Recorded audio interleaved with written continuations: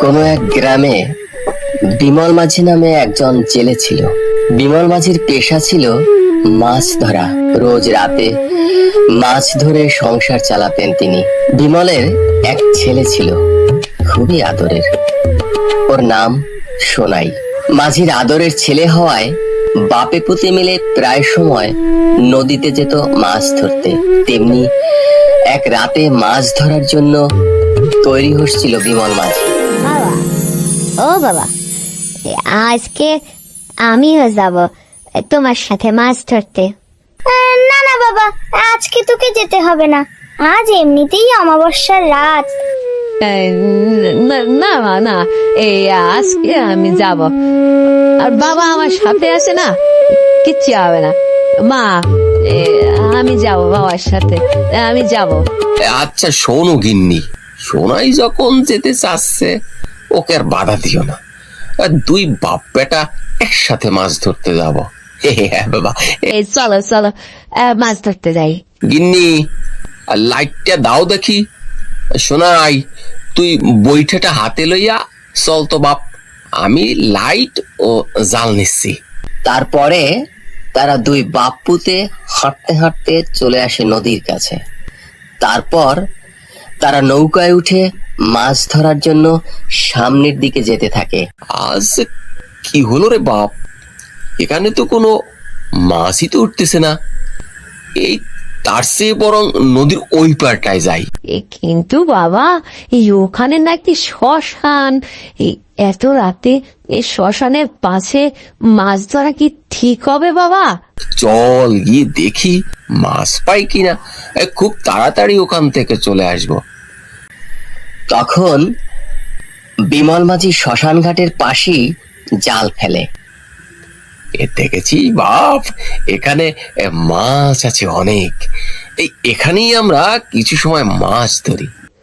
ঠিক আছে বাবা, আমিও লাইট ধরছি। শ্মশান ঘাটে কে আসছে? বিমল মাঝি, ধর ধর মাছ, সব মাছ খেয়ে রেখে দিব আজ।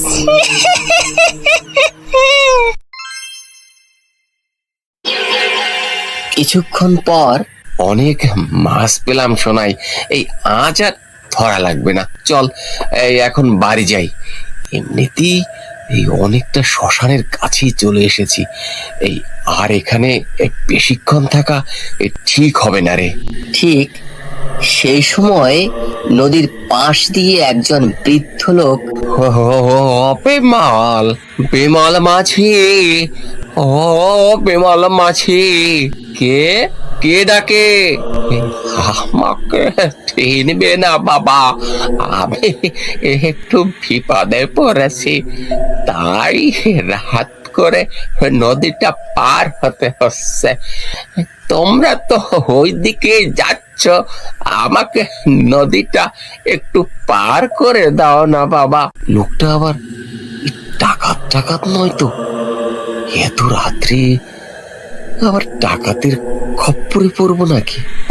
তোমার কোনো ভয় নেই বাবা, আমাকে নদীটা পার করে দাও। আমার মেয়ের বাড়ি থেকে হঠাৎ খবর আসছে আমার মেয়ে অসুস্থ, ওকে দেখতে রাতের বেলায় যেতে হচ্ছে।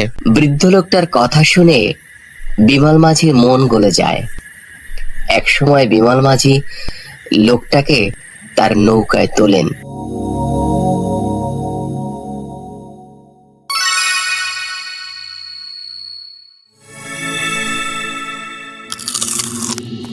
কি বিচ্ছিরি গন্ধ রে, কিসের গন্ধ হচ্ছে রে বাপ? একটু লাইটটা ওই ওদিকে মেরে দেখতো।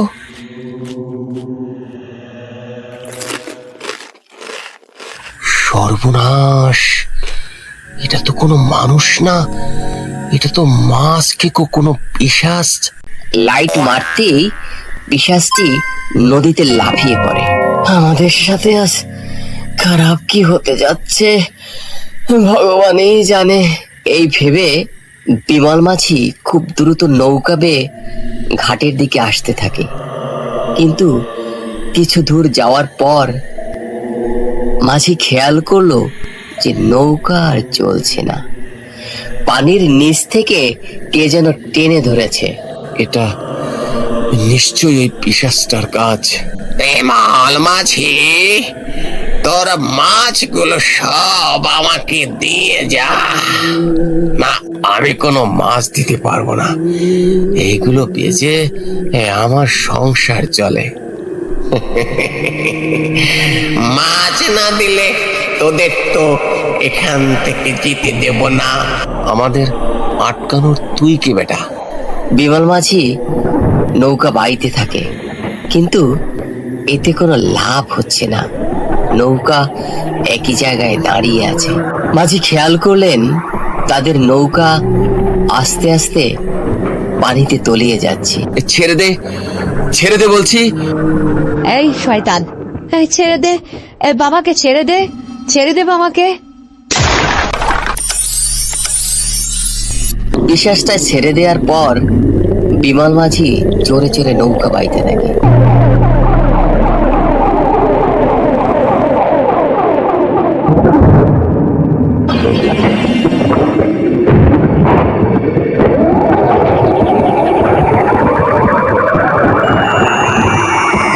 বাঁচাও, বাঁচাও, কেউ আমাদেরকে সাহায্য করো। কে কোথায় আছো? আমাদেরকে বাঁচাও, আমাদেরকে বাঁচাও। এই শোন শোন, এই আমাদের বিমল দানাও ও সোনাইয়ের গলাও তো শোনা যাচ্ছে। এই ওরা কোনো বিপদে পড়েছে মনে হয়। চল চল চল, চল গিয়ে দেখি। হ্যাঁ হ্যাঁ হ্যাঁ হ্যাঁ, চল চল চল, হ্যাঁ চল চল চল, গিয়ে দেখি তো কি হয়েছে ওদের। অন্য মাঝিরা সেখানে গিয়ে দেখলো বিমল মাঝি ও সোনাই অচেতন হয়ে পড়ে আছে। ওদেরকে টেনে উপরে তুলে ঘাটে নিয়ে আসে। ওরে বাবা রে, ওরে বাবা রে, অল্পের জন্য প্রাণটা বেঁচে গেল।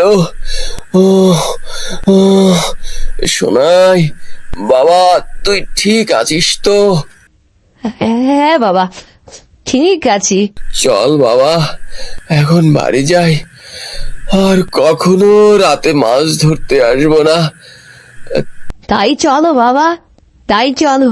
পরের দিন সকালে ওগো, শুনছো? কোথায় গেলে তুমি? সোনাইয়ের গা তো পুড়ে যাচ্ছে জ্বরে।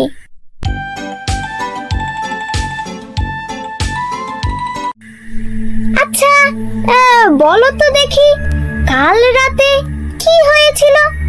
এসে তো কিছুই বলনি। তখন বিমল স্ত্রীকে সবকিছু খুলে বলল। কি বলো? এত বড় ঘটনা তুমি কালকে আমাকে কেন বললে না? এখনই যাও ওঝার কাছে। বিমল ওঝার কাছ থেকে জলপড়া নিয়ে এসে সোনাইকে খাওয়ায়। এভাবে 7 দিন ঠিকই চলছিল। 7 দিন পর বিমল মাঝি এক রাতে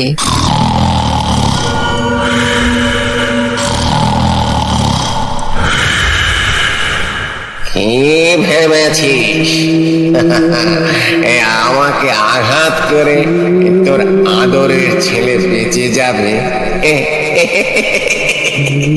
না না না না না না না না, আমি ওকে বাঁচতে দেব না।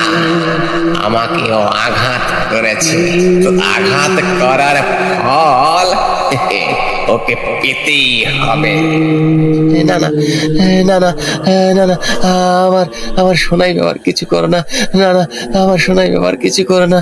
না না, কি তুমি এভাবে উঠছো কেন? হ্যাঁ, তুমি এভাবে উঠছো কেন? গিন্নি, গিন্নি, ও আমার সোনাই বাবাকে বাঁচতে দেবে না। আমার সোনাইয়ের অনেক বিপদ। ওই পিশাচটা আমার সোনাইকে মেরে ফেলতে চায়। পরদিন সকালে বিমল সাধু বাবার কাছে যায়। বিমল সাধু বাবার কাছে গিয়ে সবকিছু বললে সাধু বাবা তাকে একটা তাবিজ দেয়। বিমল সেই তাবিজ এনে সোনাইয়ের হাতে বেঁধে দেয়। এভাবে 1 মাস কেটে গেল। 1 মাস পর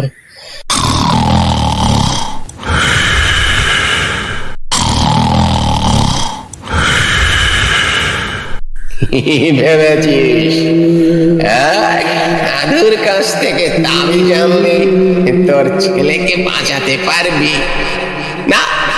না না না না না না। আমাকে আঘাত করার ফল তোর ছেলেকে শেষমেশ পেতেই হবে। তোর ছেলেকে আমি নিয়ে গেলাম।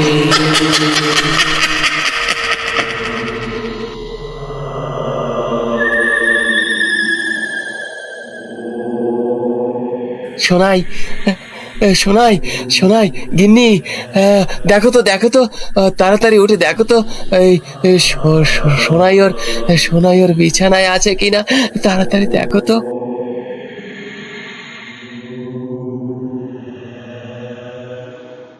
বাবু, সোনাইকে তো বিছানায় দেখছি না। আমার সোনাই কোথায় গেল? হ্যাঁ, আমার সোনাই কোথায় গেলে রে বাপ? গিন্নি, আমাদের সর্বনাশ হয়ে গেছে, আমাদের সর্বনাশ হয়ে গেছে। ওই নরপিশাচটা আমার সোনাইকে নিয়ে গেছে।